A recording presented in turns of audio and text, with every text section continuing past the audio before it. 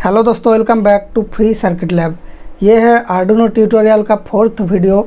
इसमें हम लोग बात करेंगे कुछ कंट्रोल स्ट्रक्चर्स के बारे में, जिसमें आज की ट्यूटोरियल में रहेगा इफ़ और उसके साथ इफ़ एल्स और उसके साथ रहेगा स्विच केस स्टेटमेंट। तो ये बेसिकली क्या है, प्रोग्राम के अंदर कुछ वैल्यू के अकॉर्डिंग कुछ चीज़ें करने के लिए ये सब ज़रूरत होता है। मानिए कि कोई टेम्परेचर के अकॉर्डिंग आपका कुछ चीज़ें दिखाना है, जैसे कोई एलईडी को ऑन करना है, तो यहाँ पर अगर टेम्परेचर 10 डिग्री से कम रहता है तो मानिए कि ब्लू एलईडी जले। यहाँ पर टेम्परेचर अगर 10 डिग्री से ज़्यादा रहता है, 30 डिग्री से कम रहता है, तो यहाँ पर ग्रीन एलईडी जले। तो इस तरह की अगर कुछ लॉजिक आपको सेटअप करना है तो यहाँ पर इफ़ या फिर इफ़ एल्स या फिर स्विच केस, ये सब ज़रूरत पड़ता है। इनको बोलते हैं कंट्रोल स्ट्रक्चर्स।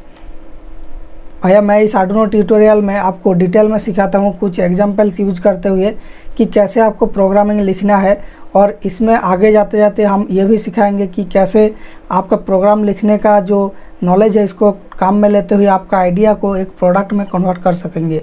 जैसे कि मैं करता हूँ, मेरा व्हाट्सएप पर प्रोडक्ट वगैरह सेल करता हूँ, जहाँ पर होम ऑटोमेशन हो गया, कोई audio control base twelve mid का बोर्ड हो गया, या फिर कोई क्लॉक हो गया, या फिर ऐसा कुछ मैं सिस्टम्स बना के सेल करता हूँ।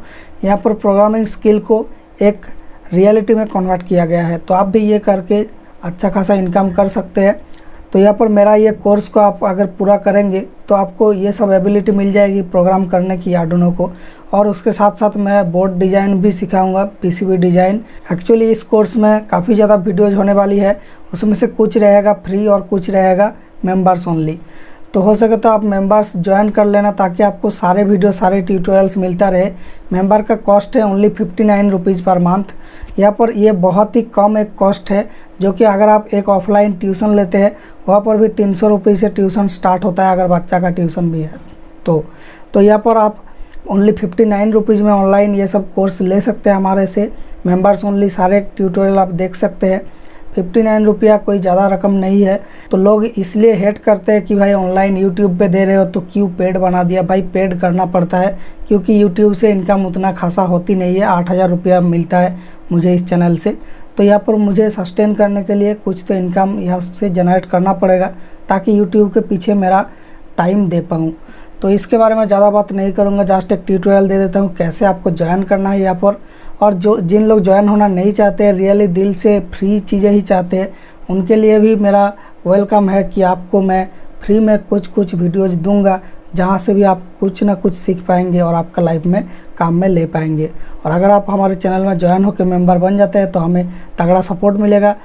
मैं उन सभी मेंबर्स को धन्यवाद देता हूं हमारे चैनल को सपोर्ट करने के लिए। तो ये है आर्डुइनो का ट्यूटोरियल। यहाँ पर मैंने ऑलरेडी 3 वीडियो अपलोड कर चुका हूँ, जिसमें से लास्ट वीडियो है मेंबर्स ओनली और बाकी 2 वीडियो फ्री है। तो यहाँ पर आर्डुइनो फर्स्ट वीडियो में हमने क्या सिखाया था, आर्डुइनो प्रोग्रामिंग का जो आर्डुइनो आईडीई है वो क्या है, कैसे यूज करना है, आर्डुइनो का हर एक पिन का काम क्या होती है, आर्डुइनो का एक एक पिन का काम, मतलब ये बेसिक ओवरव्यू थी। उसके बाद नेक्स्ट वीडियो में मैंने कवर किया था data types. Data types basically क्या होता है, हम लोग आर्डुइनो प्रोग्राम के अंदर कुछ वेरिएबल लेके काम करते हैं। जैसे कि देखिए कोई नंबर का गेम होता है, जैसे कोई किसी का वैल्यू हो गया, किसी वोल्टेज का वैल्यू, या फिर किसी टेम्परेचर का वैल्यू, या फिर कोई रिमोट से कुछ चीज़ें ऑन ऑफ करना हो तो रिमोट का आईडी, मतलब सब कुछ नंबर्स का गेम होता है। यहाँ पर नंबर्स को हम लोग वेरिएबल जैसा डिफाइन करते हैं।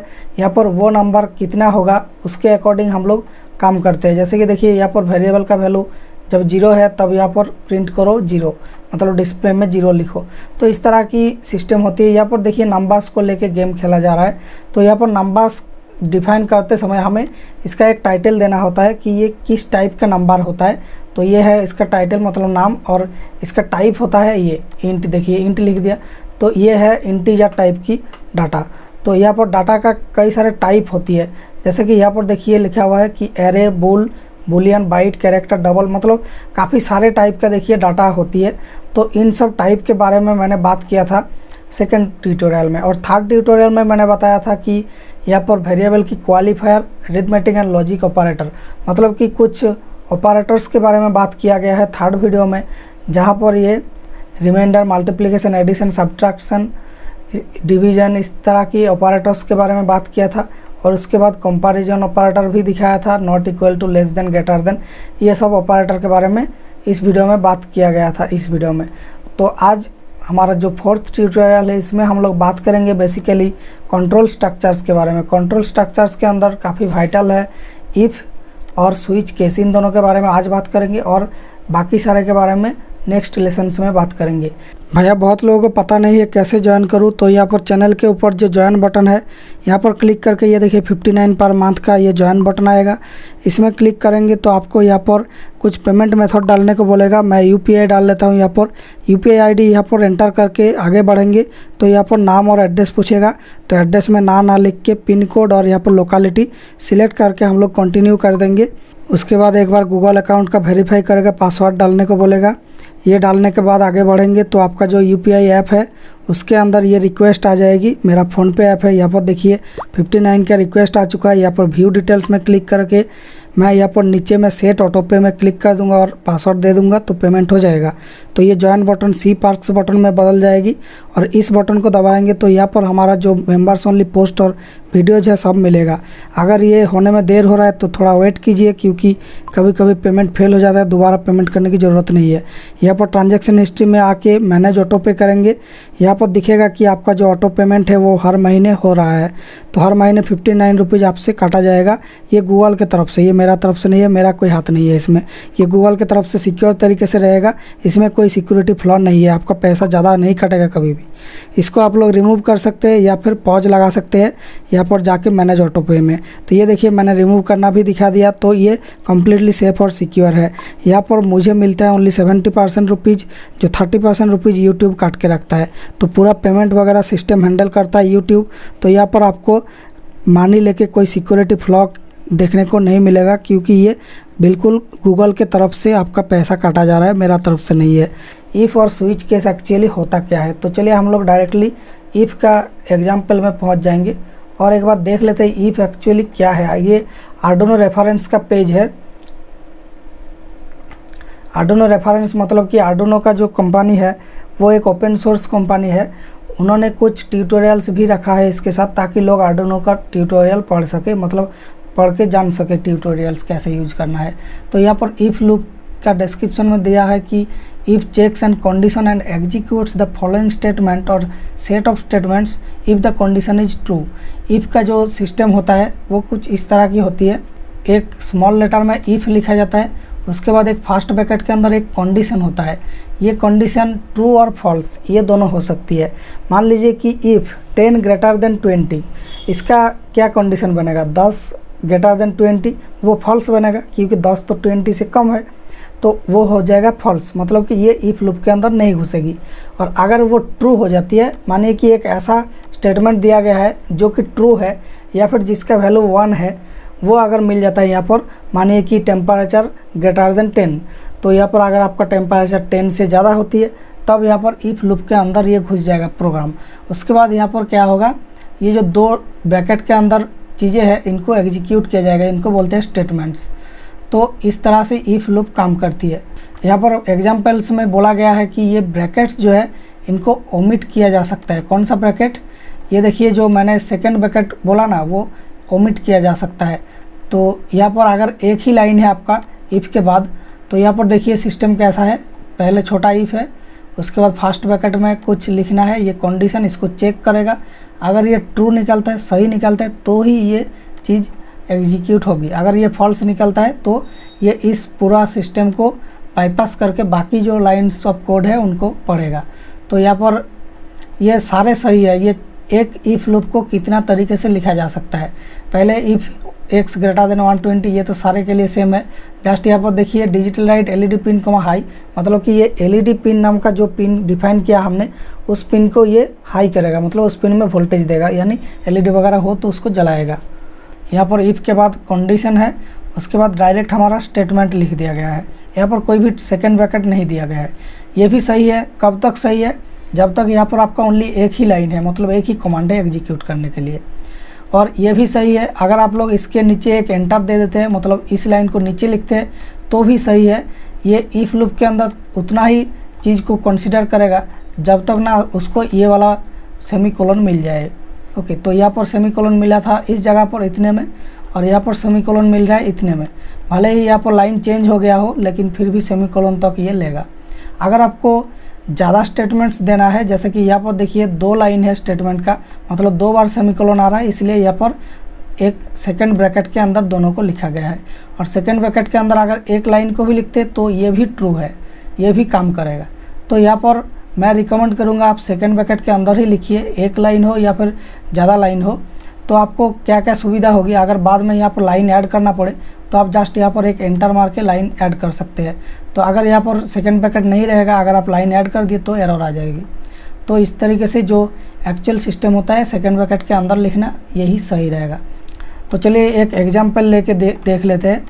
तो यहाँ पर मैंने एक एग्जाम्पल कोड लिख के रखा। इस कोड के अंदर एक्चुअली है क्या, बेसिकली यहाँ पर पहले ही जो वॉइड सेटअप और वॉइड लूप ये दिखाया था, ये है वॉइड सेटअप और ये है वॉइड लूप, ये दोनों है एक कोड का मेन हिस्सा। इसके अंदर जो सेटअप वाली कोड है ये एक बार रन होती है, आप सभी को पता होगा। तो सेटअप वाली पार्ट में मैंने क्या दिया, serial.begin, मतलब कंप्यूटर से कनेक्शन मैंने स्टार्ट किया। कंप्यूटर के अंदर जो टूल्स के अंदर जाके सीरियल मॉनिटर मिलता है, यहाँ पर कुछ वैल्यू वगैरह हम लोग देख सकते हैं, जैसे कि यहाँ पर आ रहे हैं। देखिए सीरियल मॉनिटर से हम लोग देख सकते हैं आर्डुइनो के अंदर एक्चुअली क्या चल रहा है। यहाँ पर एक्चुअल डिस्प्ले कनेक्ट ना करके भी हम लोग रीडिंग ले सकते हैं, इसलिए सीरियल मॉनिटर यूज की जाती है। तो इसको वॉइड सेटअप में पहले स्टार्ट करना होता है serial.begin। यहाँ पर एक बॉड रेट होती है।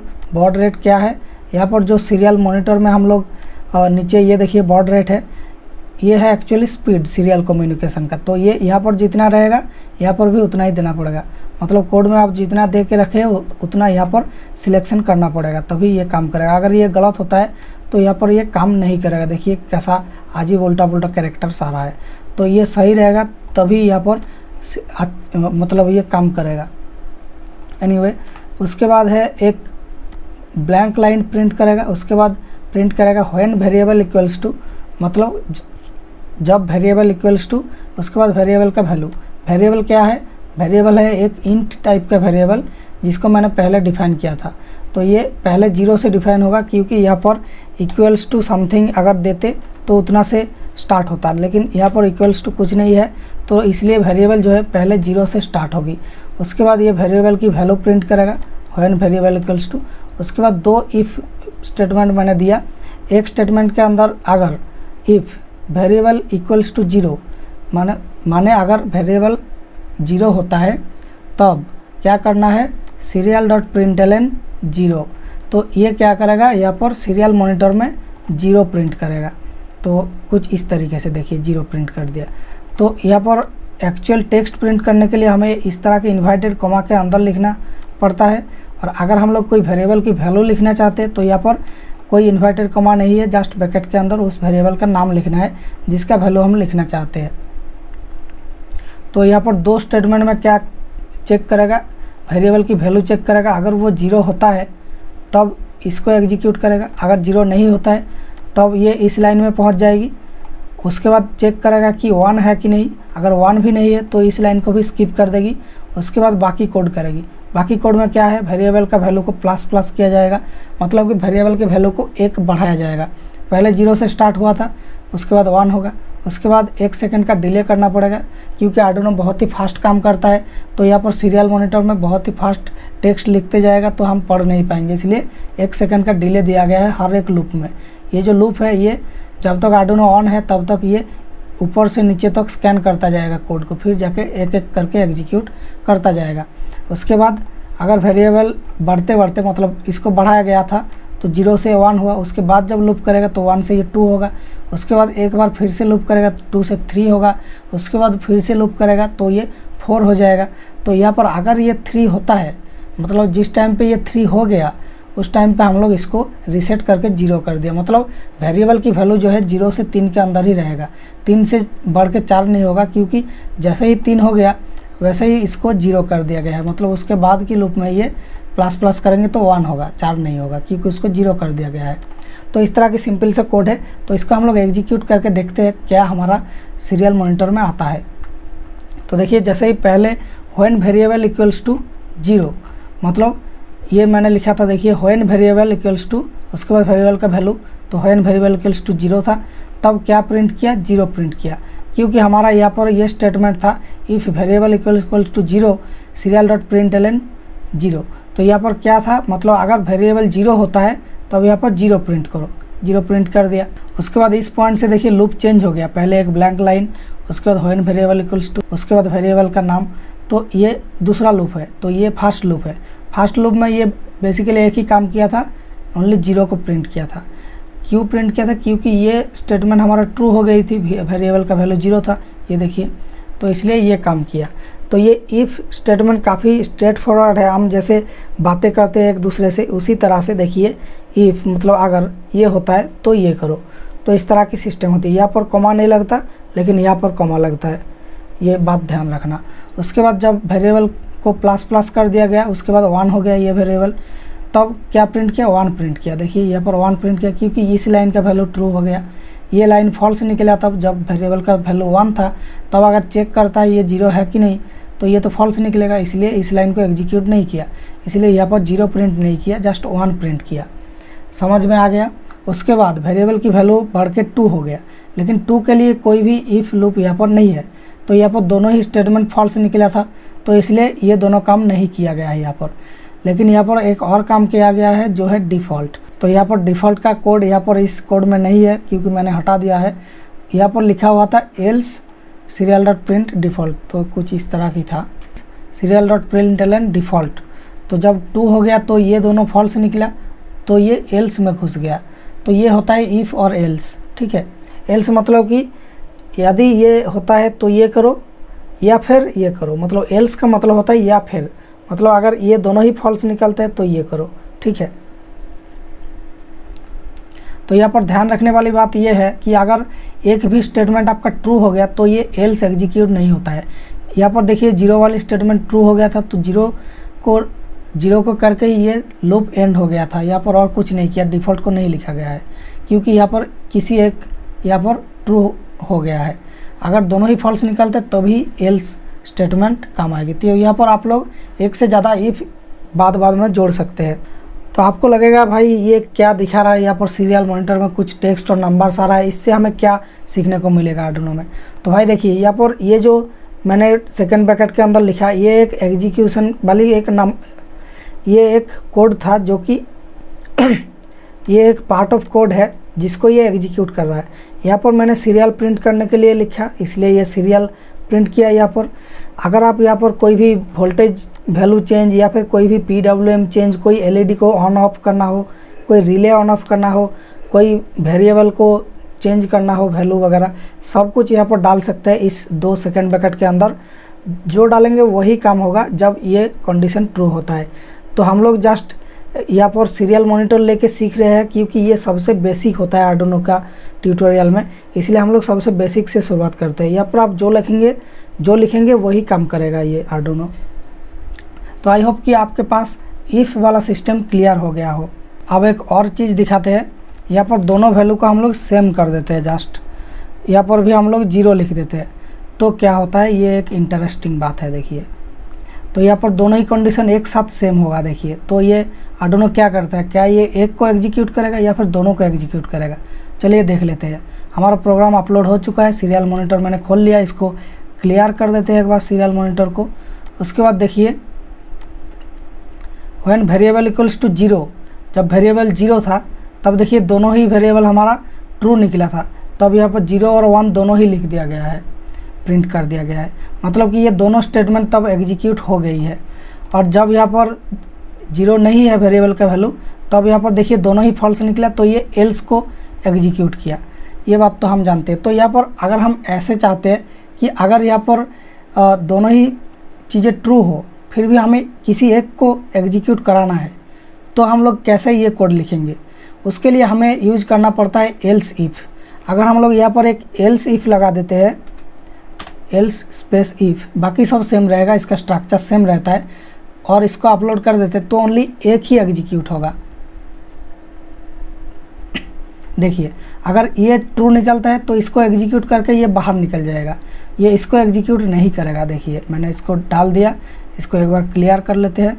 अब देखिए जब 0 था तब ये ओनली एक लाइन को एग्जीक्यूट किया जिसमें 0 लिखा हुआ है, इस लाइन को एग्जीक्यूट नहीं किया ये, क्योंकि इसके पीछे एल्स लगा हुआ है। जब यहाँ पर दोनों ही फॉल्स निकलता है तभी एल्स को यूज किया जाता है। देखिए तो यहाँ पर इफ़, एल्स इफ़ और एल्स ये कैसे यूज करना होता है ये एक बार जस्ट समरी से बता देता हूँ। इफ़ मतलब कि अगर ये ट्रू होता है तो ये करो और निकल जाओ। एल्स इफ़ मतलब क्या होता है, अगर ये फॉल्स निकलता है तब इसको चेक करो एक बार, अगर ये ट्रू निकलता है तो इसको करके निकल जाओ। और एल्स का मतलब क्या होता है, अगर किसी भी इफ़ यहाँ पर ट्रू नहीं होती है तो यहाँ पर ये करो, मतलब कि ये दोनों ही अगर फॉल्स निकलता है तो ये करो। तो इस तरह से लॉजिक सेटअप किया जाता है प्रोग्राम के अंदर। तो आई होप आपको ये ट्यूटोरियल अच्छा लग रहा है। तो यहाँ पर आप हमारे चैनल पर ज्वाइन हो जाइए सभी ट्यूटोरियल पाने के लिए और हमें भी थोड़ा सा सपोर्ट करने के लिए। तो ये रहा स्विच केस। स्विच केस क्या होता है, बेसिकली इफ़ से जो काम करते हैं वही स्विच केस से भी किया जा सकता है। ये एक स्मार्टर अप्रोच है। तो यहाँ पर देखिए स्विच केस स्टेटमेंट का जो सिस्टम होता है वो कुछ इस तरह की होती है, मतलब ये एक वेरिएबल को अलग अलग चीज़ों के साथ कंपेयर करके देखता है। स्विच ऐसे स्मॉल लेटर में लिखा जाता है, उसके बाद ब्रैकेट के अंदर एक वेरिएबल का नेम होता है, ये है VAR लिखा हुआ है, ये वेरिएबल का नेम है। कोई भी नाम हो सकता है, वोल्टेज हो सकता है, करंट हो सकता है, टाइम हो सकता है, कोई डाटा हो सकता है, कोई भी आपका नाम भी हो सकता है। यहाँ पर ये एक वेरिएबल का नेम है, जस्ट कौन सी वेरिएबल को दूसरी वैल्यू से कंपेयर करना होता है। यहाँ पर हम लोग एक एग्जांपल बताते हैं, जैसे कि आप लोग कोई IR रिमोट यूज कर रहे हैं किसी प्रोजेक्ट में। IR रिमोट का जो डाटा है, जो वैल्यू रिमोट से मिला है वो यहाँ पर देना पड़ता है, मतलब उसको कंपेयर किया जाएगा। उसके बाद केस के बाद जो लेवल 1 है, लेवल 1 है आपका जो रिमोट का कोड, मतलब मानिए कि यहाँ पर आपने पावर बटन का कोड दिया, उसके बाद ये आपका वॉल्यूम बटन का कोड है, उसके बाद मानिए कि यहाँ पर दूसरा किसी बटन का कोड, एक एक केस दे के लिखा रहता है। उसके बाद ये इसके साथ मैच किया तो यहाँ पर जो स्टेटमेंट लिखा गया है ये एग्जीक्यूट होगी। उसके बाद ब्रेक हो जाएगी, ब्रेक मतलब कि ये स्विच के स्टेटमेंट से बाहर निकल जाएगी। उसके बाद केस अगर लेवल 2 होता है, लेवल 2 मतलब दूसरा किसी बटन का कोड, अगर ये इससे मैच नहीं होता है, ये वाला जो वेरिएबल है इससे मैच नहीं होता है तो वो चेक करेगा इससे मैच हो रहा है क्या, अगर हो जाता है तो वो इसको एग्जीक्यूट करेगा। उसके बाद ब्रेक मतलब कि ये निकल जाएगा। और डिफ़ॉल्ट क्या होता है, डिफ़ॉल्ट होता है अगर किसी से भी मैच नहीं किया तो ये करो। डिफ़ॉल्ट ये ऑप्शनल है, ये लगा भी सकते हैं या फिर इसको डिलीट भी कर सकते हैं, इससे तो भी काम करेगा। डिफ़ॉल्ट मतलब कि जो हमने एल्स में सीखा है वो होता है डिफ़ॉल्ट। तो ये है स्विच के स्टेटमेंट का सबसे सिंपल एक एग्जांपल। यहाँ पर हमने पहले एक ग्लोबल वेरिएबल डिफाइन किया इंट वेरिएबल करके, मतलब ये है नेम और ये है टाइप। उसके बाद यहाँ पर वॉइड सेटअप में क्या किया, सीरियल बिगिन मतलब कनेक्शन स्टार्ट किया कंप्यूटर से। उसके बाद यहाँ पर वॉइड लूप के अंदर जो कि हमेशा रन होने वाली है, इसके अंदर वही सेम अप्रोच जो इफ लूप में आपको दिखाया था, पहले एक स्पेस प्रिंट करेगा, उसके बाद ये when variable equals two variable की वैल्यू देगा, मतलब वेरिएबल कितना है अभी वो दिखाएगा। तो यहाँ पर ध्यान रखने वाली बात ये है, यहाँ पर देखिए किसी किसी में ln लगा हुआ है और किसी किसी में नहीं है। तो यहाँ पर बात ऐसी है कि जिसके बाद में ln लगाते हैं तो ये वो प्रिंट करके उसका लाइन को चेंज कर देता है। जब ये व्हेन वेरिएबल इक्वल्स टू ये प्रिंट करेगा उसके बाद ये लाइन चेंज नहीं करेगा, जैसे कि यहाँ पर देख सकते हैं, देखिए लाइन चेंज नहीं किया, ये इसके बाद ही सेम लाइन में ये दूसरा चीज़ को किया है, मतलब दूसरा प्रिंटिंग को किया है। उसके बाद ये लाइन चेंज कब किया, जिसके बाद में ln लगा हुआ रहेगा उसके बाद ही लाइन चेंज करेगा। देखिए इस वेरिएबल की वैल्यू जो प्रिंट करेगा उसके बाद ln लगा हुआ था तो लाइन चेंज कर दिया।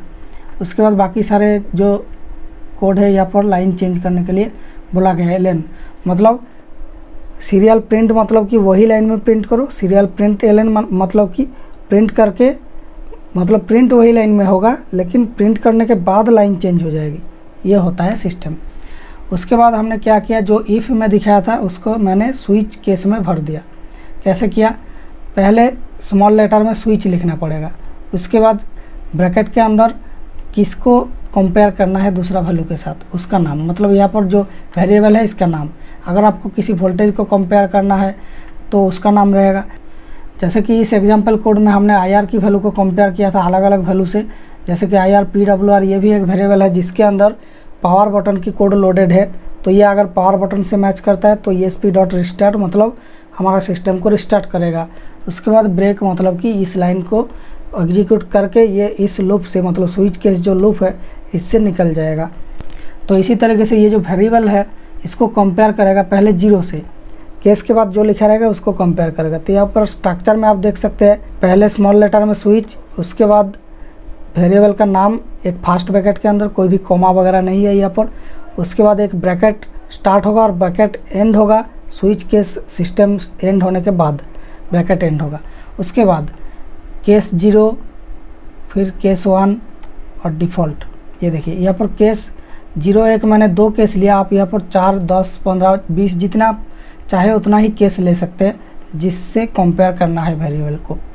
तो ये पहले क्या करेगा, जो केस 0 उसके बाद ये ऐसा कोलन दिया हुआ है, तो इसका मीनिंग क्या है, ये जो वेरिएबल है इसको ये 0 से कंपेयर करेगा। मतलब क्या ये 0 है, अगर 0 है तो इस लाइन को एग्जीक्यूट करेगा।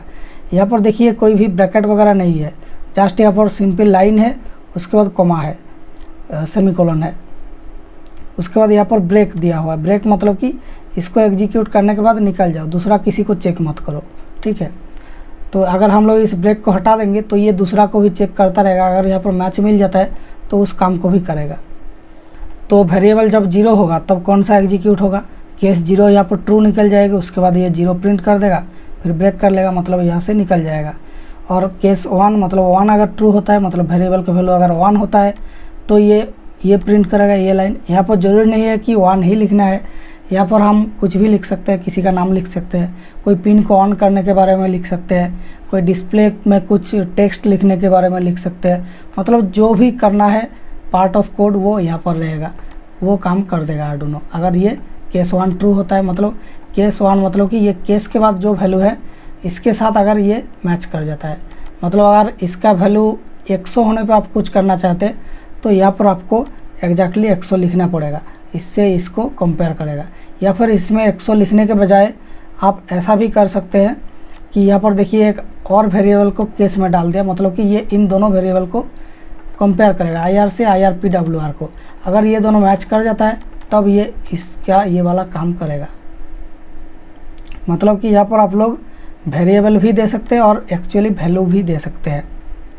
तो चलिए इस कोड को हम लोग डाल के देख लेते हैं क्या आउटपुट आता है। और इफ़ लूप में जैसा था वेरिएबल को प्लस प्लस करना, डिले करना, और अगर 3 से ज़्यादा होना चाहे तो 0 कर देना। तो इस तरह के सिस्टम यहाँ पर भी है। तो यहाँ पर देखते हैं आउटपुट क्या आ रहा है, एक बार क्लियर कर देते हैं। तो देखिए जब 1 था तब यहाँ पर केस 1 का ये वाला ट्रू हो गया तो इसको एग्जीक्यूट कर दिया, उसके बाद 1 प्रिंट किया। उसके बाद क्योंकि ब्रेक लगा हुआ है तो दूसरा किसी को चेक नहीं किया, वो सीधा निकल गया। उसके बाद जब 2 है तब देखिए यहाँ पर 2 के लिए कोई भी केस नहीं है, केस 0 है, केस 1 है, 2 के लिए कोई केस नहीं है, तो सारे फॉल्स निकला था। इसलिए यहाँ पर जो है डिफ़ॉल्ट केस, ये जो नीचे डिफ़ॉल्ट करके जो केस है, या अगर कोई भी ट्रू नहीं होता है तो बाय डिफ़ॉल्ट ये करता है। तो डिफ़ॉल्ट जो केस है इसको इसने प्रिंट किया, देखिए इस काम को इसने किया जब 2 था, जब कोई भी ट्रू नहीं हुआ तो डिफ़ॉल्ट हुआ, ठीक है। उसके बाद जो है फिर से 0 हो गया तो ये 0 वाली आ गया, मतलब ये जो है 3 होने के बाद इसको तो 0 कर देता, तो ये 0 से वापस से स्टार्ट हुआ है। अब आप लोगों को मैं दिखा देता हूँ, अगर यहाँ पर ब्रेक्स को मैं हटा देता हूँ तो क्या होता है। हटाने का मतलब है यहाँ पर मैं अगर ऐसे डबल स्लैश लगा देता हूँ तो ये लाइन एज ए कमेंट हो जाता है, मतलब लाइन ये कमेंट हो जाता है। कमेंट का मतलब ये होता है कि ये ह्यूमन रीडेबल कुछ टेक्स्ट होता है।